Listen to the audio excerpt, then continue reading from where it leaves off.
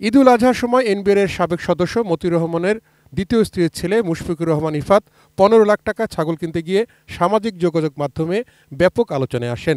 ছেলে বিলাসী জীবনের সূত্র ধরেই মতিউর রহমানের সম্পদের বিষয়টি আলোচিত হয়। একে একে বের হতে থাকে মতিউর রহমান ও তার পরিবারের সদস্যদের নামে থাকা সম্পদের তথ্য। এখন পর্যন্ত তার ২ স্ত্রী, সন্তান, ভাইবোন সহ স্বজনদের নামে ৬ জেলায় জমি, ফ্ল্যাট, শিল্প প্রতিষ্ঠান, রিসোর্ট সহ নানা সম্পত্তির খোঁজ পাওয়া গেছে। এর বাইরে পুঁজিবাজারেও তার বিপুল বিনিয়োগ রয়েছে। ছাগলকাণ্ডে আলোচিত মতিউর রহমানের সম্পদ অনুসন্ধানে কাজ করছে দুদকের ৩ সদস্যের টিম। আজকে বহুল আলোচিত ছাগলকাণ্ডের মোহাম্মদ মতিউর রহমান, যিনি এনবিআর এর সদস্য, তার নিজস্ব নামীয় সম্পত্তি, তার ২ স্ত্রী, তার পুত্র এবং কন্যাদের নামে যে সকল সম্পত্তি রয়েছে সেই সম্পত্তিগুলোকে ক্রোক করার জন্য আমরা একটি আবেদন করেছিলাম। আমাদের যে অনুসন্ধান টিম রয়েছে সেই টিমের যিনি দলনেতা আনোয়ার হোসেন, তিনি আবেদন করেছেন এবং সেটিকে আমরা কোর্টে পেশ করেছি।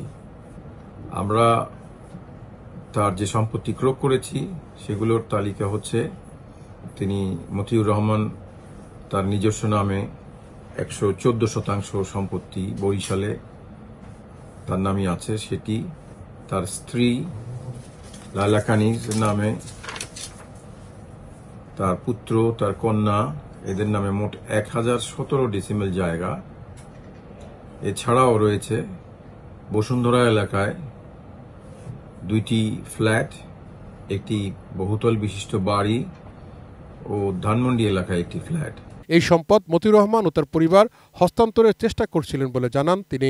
এগুলো আমরা শুনানি করে বলেছি যে এগুলোকে যদি ক্রোক করা না হয় তাহলে তারা, আমাদের কাছে বিশ্বস্ত সূত্রের সংবাদ রয়েছে যে তারা এগুলোকে হস্তান্তর করে আমাদের যে অনুসন্ধান চলছে সেই অনুসন্ধান শেষে অনুসন্ধানের ব্যাঘাত ঘটাবে এবং এগুলো আমরা যে অভিযোগ তার বিরুদ্ধে রয়েছে সেই অভিযোগ যাতে আমরা প্রমাণে ব্যর্থ হই সেই চেষ্টা করছে তারা।